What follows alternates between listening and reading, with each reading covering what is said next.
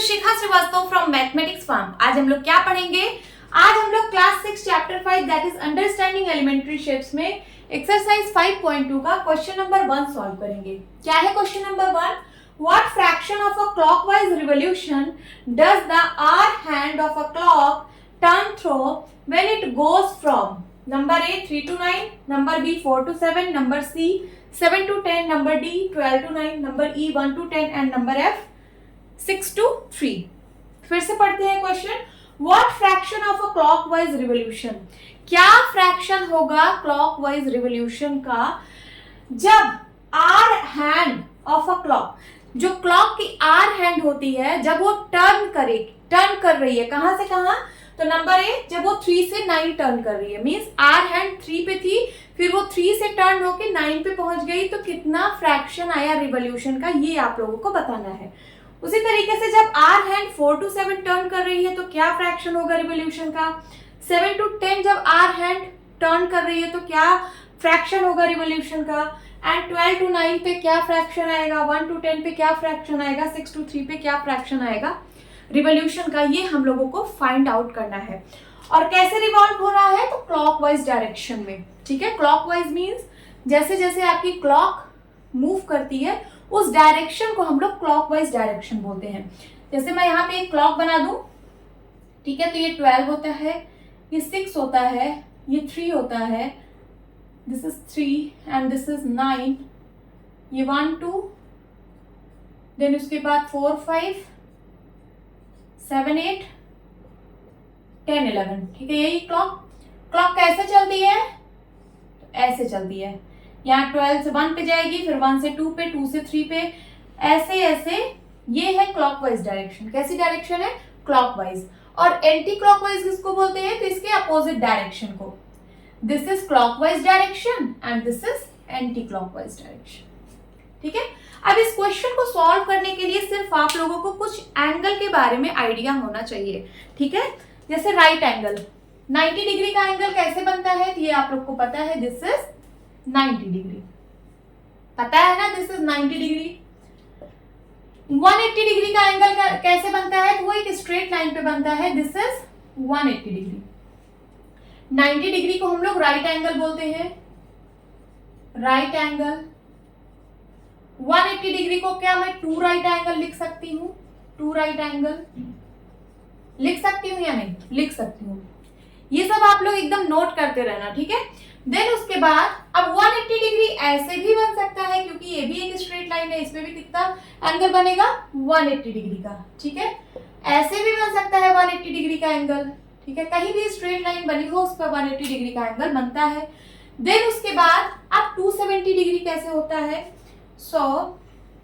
देखिए, ये मैंने 4 क्वाड्रेंट बनाए हैं। ठीक है, 4 क्वाड्रेंट। अगर मैं यहाँ के एंगल की बात करूं तो ये होता है 90 डिग्री, यहाँ के एंगल की बात करूं तो ये भी 90 डिग्री, ये वाला एंगल बोलूं तो ये भी 90 डिग्री, और ये वाला एंगल बोलूं तो ये भी 90 डिग्री। ठीक है, सो कंप्लीट एंगल कितना होता है? एक कंप्लीट एंगल 360 डिग्री होता है। देखिए 90 90 90 90 कितना हो गया? 9 4 जा 36, 360 डिग्री हुआ। मींस एक कंप्लीट एंगल होता है 360 डिग्री का। और कंप्लीट एंगल का मतलब, अगर मैं क्लॉक में बोलूं कि ये पूरा एंगल कंप्लीट करेगा, तो इसका मतलब है कि ये एक रिवोल्यूशन कर रहा है, एक रिवोल्यूशन कंप्लीट कर रहा है। ठीक है, वन रिवोल्यूशन में ये 360 डिग्री का एंगल बना रहा है। ये आप लोग को समझ में आना चाहिए कि 360 डिग्री कब बनेगा क्लॉक में? जब ये 1 रिवोल्यूशन कंप्लीट करेगा। ठीक है, 1 रिवोल्यूशन का मतलब चक्कर। यहां से स्टार्ट किया, फिर यही पहुंच गया, 360 का एंगल घूम गया, और इसका मतलब है 1 कंप्लीट रिवोल्यूशन। अब 270 डिग्री का एंगल क्या होता है? तो यहां देखिए 90 डिग्री, ये पूरा मिलके 180 हो गया, और 180 में 90 और ऐड कर दीजिए तो ये हो गया 270 डिग्री। कितना हो गया? 270 डिग्री। और 270 डिग्री में 3 राइट एंगल्स होते हैं। कितने? 1 right angle, 2 right angle and 3 right angle. तो 270 डिग्री का एंगल कैसे बनता है? ये देखिए, दिस इज 270 डिग्री, और ये किसके इक्वल होता है, तो 3 राइट एंगल के, 3 राइट एंगल के, ठीक है। अब इसकी बात करोगे तो ये तो 90 डिग्री होगा, है ना। अगर इसकी बात कर रहे हो तो ये 270 डिग्री है एंड दिस इज 90 डिग्री, तभी तो एक कंप्लीट एंगल 360 डिग्री का होगा। अगर आप लोग को ये एंगल समझ में आता है तो ये एक्सरसाइज आप लोगों के लिए बिल्कुल इजी एक्सरसाइज होने वाली है, ठीक है। तो चलिए स्टार्ट करते हैं क्वेश्चन नंबर 1 से। So first part is 3 to 9। जब आर हैंड 3 to 9 मूव करेगी तब कितना फ्रैक्शन होगा रिवॉल्यूशन का। तो चलिए यहाँ पे एक क्लॉक बना लेती हूं, ठीक है। This is 12, this is 6 and this is 3, this is 9, 1 2, then उसके बाद 4 5 7 8 10 11, ठीक है। ये क्लॉक बन गई। अब आर हैंड पहले 3 पे थी, मींस पहले यहां पे थी आर हैंड, उसके बाद मूव कर गई कहां, 9 पर, ठीक है। 3 to 9 मूव की, मींस 3 से पहले 4 गई होगी, फिर 5, फिर 6, फिर 7, फिर 8, फिर 9, क्लॉकवाइज मूव करिए ना, घड़ी ऐसे ही तो चलती है। 3 से 4 बजेगा, 4 से 5, 6, 7, 8, 9। अब आर हैंड 9 पे है तो आपको बताना है कि कितना रिवॉल्यूशन हुआ है। तो बताइए यहाँ पे कितना एंगल बना है, क्योंकि आर हैंड ऐसे मूव की है तो यहाँ पे ये कितना एंगल बन रहा है। एक स्ट्रेट लाइन पे बना एंगल कितने डिग्री का होता है, तो 180 डिग्री का होता है। तो मैंने अभी आप लोगों को बताया कि 360 डिग्री जब पूरा घूमता है तो उसको हम लोग बोलते हैं 1 रिवॉल्यूशन। कितना बोलते हैं, 1 रिवॉल्यूशन, ठीक है। तो अगर 1 डिग्री का एंगल बनाना हो तो कितना कितना रिवॉल्यूशन होगा, तो ये कम के लिए हमेशा हम डिवाइड करते हैं, तो 1 के लिए कितना हो जाएगा, 1/360 रिवॉल्यूशन। यूनिटरी मेथड का मैं यहाँ पे यूज कर रही हूँ, यूनिटरी मेथड के यूज से ही आपको यहाँ पे सारे क्वेश्चन का आंसर देना है। अब 1 डिग्री पे निकाल लिया कि कितना रिवॉल्यूशन हो रहा है, तो 1/360 रिवॉल्यूशन हो रहा है। आपको निकालना कितने पे है, 180 डिग्री पे, तो यहां लिखिए 180 डिग्री पे कितना रिवॉल्यूशन होगा, तो मल्टीप्लाई कर देंगे 180 से, इतना रिवॉल्यूशन होगा। इसको सॉल्व करते हैं, आंसर आ जाएगा। 180 और 1 का मल्टीप्लाई हो जाएगा, तो 180 1 जा 180 एंड 360, 0 से 0 कैंसिल आउट, 18 1 जा 18, 18 2 जा 36, कितना आ गया, half revolution, half revolution. This is your answer. क्या आपको समझ में आया ये क्वेश्चन? बिल्कुल आसान था, सिर्फ यहाँ पे यूनिटरी मेथड का यूज हुआ है। सबसे पहले हम लोगों ने देखा कि 360 डिग्री जब पूरा एंगल घूम जाए तो 1 रिवॉल्यूशन के इक्वल होता है। फिर मैंने 1 डिग्री पे निकाला कि कितना रिवॉल्व होगा, तो 1 डिग्री पे कितना रिवॉल्व हो रहा है, 1/360 रिवॉल्यूशन। तो हमको निकालना था 180 डिग्री पे, तो 180 डिग्री पे कितना होगा, मल्टीप्लाई हो जाएगा 180 से, ठीक है। 1/360 इंटू 180 रिवॉल्यूशन। इसको सिंप्लीफाई करेंगे, सिंप्लीफाई करने के बाद क्या आया, 1/2 रिवॉल्यूशन। 1/2 का मतलब आधा घूम गया, और यहां से आपको लग भी रहा होगा कि पूरा सर्कल नहीं बना है, सिर्फ आधा ही घूमा है, तो दिस इज हाफ रिवॉल्यूशन। अब चलिए बी पार्ट सॉल्व करते हैं।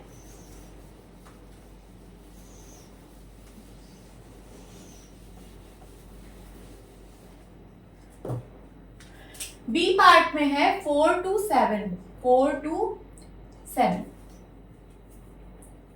अब देखिए पहले आर हैंड थी 4 पे, ठीक है, ये है 4, फिर उसके बाद ऐसे रिवॉल्व होके 4 से 5 पे गई, 5 पे 6 और 6 से 7 पे गई, ठीक है, 4 से 7 पे गई। तो यहाँ पे कितने का एंगल बन रहा है, क्या ये आप लोग को दिख रहा है कितने का एंगल बन रहा है, तो दिस इज राइट एंगल। क्यों, क्योंकि मैं आप लोगों को यहाँ पे समझा देती हूँ। जैसे मैंने यहाँ पे क्लॉक बनाया 12 6 3 9 1 2, ठीक है, 4 5 एंड देन 7 8 10 11, ये मैंने क्लॉक बनाया। अब यहाँ पे कैसे एंगल बनता है, तो देखिए जैसे अगर आर हैंड 12 से 3 मूव कर रही है, 12 से 3 मीन्स अगर इसके और इसके बीच में 2 नंबर आता है, कितने नंबर? 2 नंबर, जैसे 12 और 3 के बीच में 2 नंबर आ रहे हैं, ठीक है, तो यहाँ पे कितने डिग्री का एंगल बन रहा है? 90 डिग्री। ठीक, तो कभी भी आर हैंड जब मूव कर रही है, जिस नंबर से जिस नंबर पे मूव कर रही है, अगर उसके बीच में 2 नंबर्स आ रहे हैं तो इसका मतलब वहां पे 90 डिग्री का एंगल बन रहा है। या फिर आप कुछ इस तरीके से समझिए कि जैसे 12 से 1 पे गई तो 30 डिग्री बनेगा, 1 से 2 पे गया फिर से 30 डिग्री, और 2 से 3 पे गया फिर से 30 डिग्री, 30 30 60, 60 प्लस 30 90।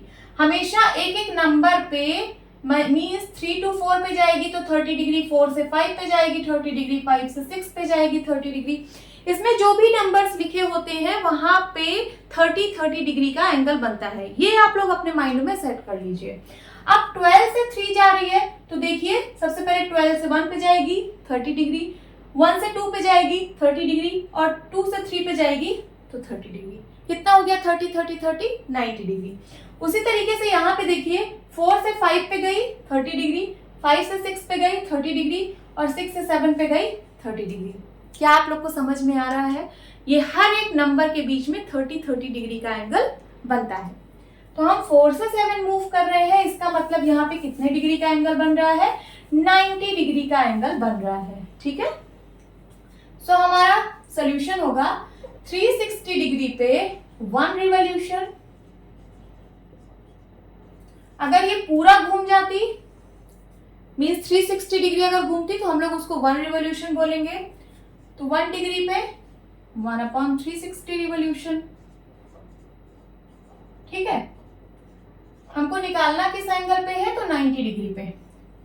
90 डिग्री पे कितना रिवॉल्यूशन होगा? सो 1/360 इंटू 90 करेंगे, इतना रिवॉल्यूशन। चलिए मल्टीप्लाई करा देते हैं 90 और इसको, 0 से 0 कैंसिल हो गया, 9 1 जा 9, 9 4 जा 36, कितना आ गया? 1/4 रिवॉल्यूशन, 1/4 रिवॉल्यूशन। तो this is your answer. Okay, कितना सिंपल है ये क्वेश्चन। सिर्फ यूनिटरी मेथड से ही ये सारा क्वेश्चन सॉल्व होगा। देन उसके बाद सी पार्ट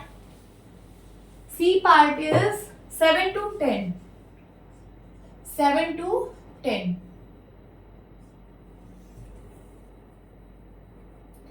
अब देखिए आर हैंड पहले 7 पे थी, ये है आर हैंड 7 पे थी, फिर वो 7 से 8 पे गई, 8 से 9 पे, 9 से फिर 10 पे आ गई। ठीक है, कहां पे आ गई? 10 पे। फिर से हमें देखना है कि इनके बीच पे कितने का एंगल बन रहा है। तो देखिए 7 से 8 पे गई 30 डिग्री, 8 से 9 पे गई 30 डिग्री, 9 से 10 पे गई 30 डिग्री, 30 30 30 कितना हो गया? 90 डिग्री। मीन्स ये कितना एंगल बना रही है? 90 डिग्री। ओके, सो वही उसी तरह होगा इसका भी सोल्यूशन। 360 डिग्री पे 1 रिवॉल्यूशन, देन उसके बाद 1 डिग्री पे कितना रिवॉल्यूशन होगा? तो 1/360 revolution.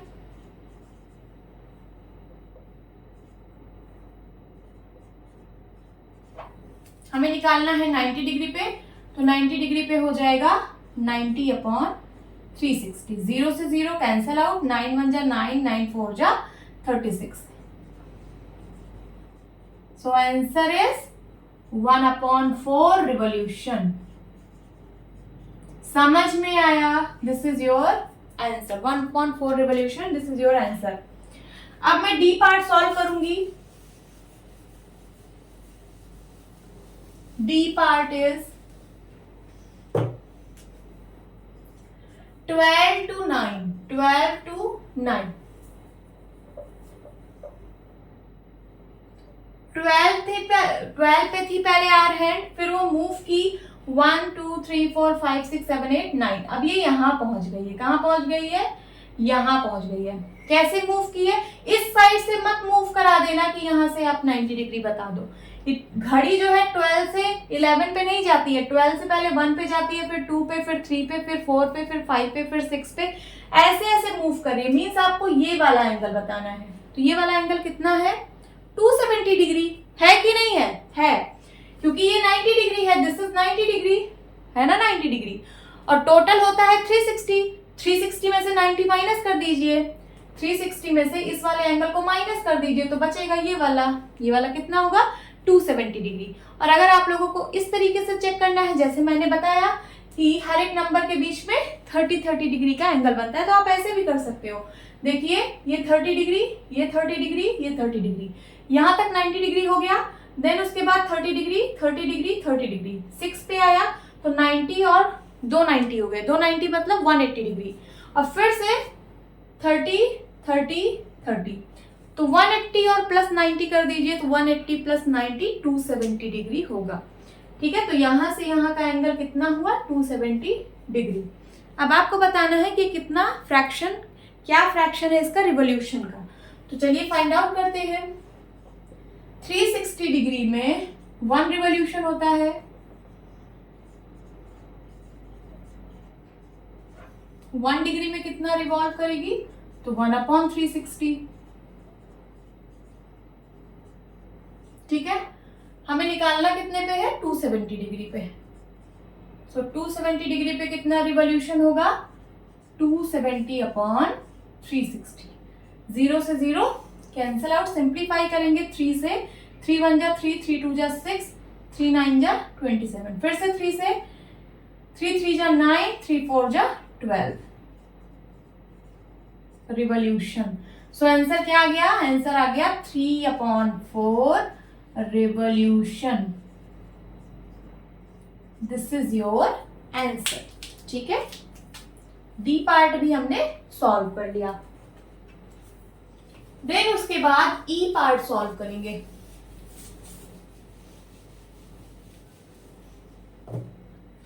E part is 1 to 10।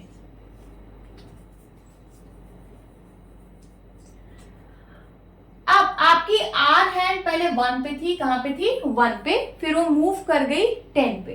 तो कैसे मूव करेगी, पहले 1 से 2 पे आएगी, फिर 3 4 5 6 7 8 9 10, यहां मूव कर दी। 1 से 10 आइए, आप लोग ये वाला एंगल मत निकाल देना, आप लोगों को ये वाला एंगल निकालना है। ठीक है, तो ये वाला एंगल कितना होगा, तो मैंने आप लोगों को बताया है हर एक नंबर के बीच में 30 डिग्री का एंगल बनता है। ठीक है, तो 30 डिग्री 30 डिग्री 30 डिग्री, यहां तक हो गया 90 डिग्री, हो गया कि नहीं। फिर से 30 डिग्री 30 डिग्री 30 डिग्री, फिर से यहां तक 90 डिग्री हो गया। तो 90 प्लस 90 यहां तक कितना हो गया 180 डिग्री। 90 यहां तक हुआ था और यहां से यहां भी 90 हो गया, तो 90 और 90 180 डिग्री अभी हम लोग चल चुके हैं। फिर उसके बाद अभी और आगे चलना है, तो 30 डिग्री 30 डिग्री 30 डिग्री, फिर से 90 डिग्री चल दिया, तो इसमें 90 और ऐड कर दीजिए तो कितना आएगा 270 डिग्री। मींस यहां से यहां तक बन रहा है 270 डिग्री। समझ में आ रहा है कि नहीं, बिल्कुल समझ में आ रहा होगा। तो चलिए करने का मेथड वही है, 360 डिग्री पे 1 रिवॉल्यूशन कंप्लीट होता है, तो 1 डिग्री पे कितना रिवॉल्यूशन होगा 1/360 रिवॉल्यूशन। हमें निकालना है 270 डिग्री पे, तो 270 डिग्री पे कितना रिवॉल्यूशन होगा, तो 270/360 रिवॉल्यूशन। आंसर वही आएगा 3/4। इसको सिंप्लीफाई करिएगा, कितना आ जाएगा 3/4 रिवॉल्यूशन। ठीक है, this is your answer. Now F part is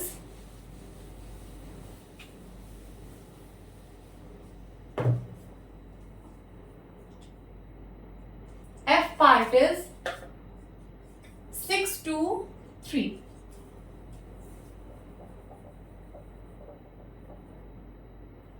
are hand पहले 6 पे थी, कहां पे थी 6 पे, फिर वो मूव की 3 पे, तो 6 से ऐसे उल्टी तो चलेगी नहीं कि 6 से 5 पे गई, 5 से 4 पे, 4 से, ऐसे तो होता नहीं है ना। घड़ी कैसे चलती है, 6 बजा फिर 7 बजेगा, फिर 8 9 10 11 12 1 2 3, फिर 3 पे आएगी, है ना।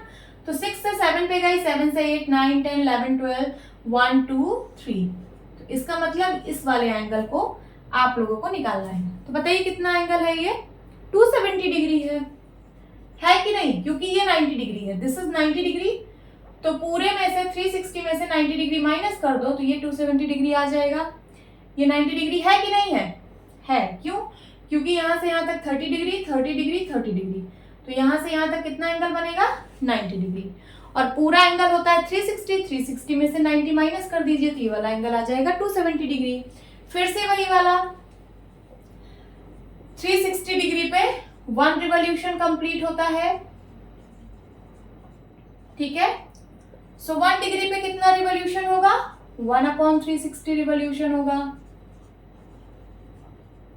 समझ में आ रहा है? तो हमें निकालना है 270 डिग्री पे कितना रिवॉल्यूशन हो रहा है, तो मल्टीप्लाई हो जाएगा 1/360 में, ये 270 का मल्टीप्लाई हो जाएगा इतना रिवॉल्यूशन।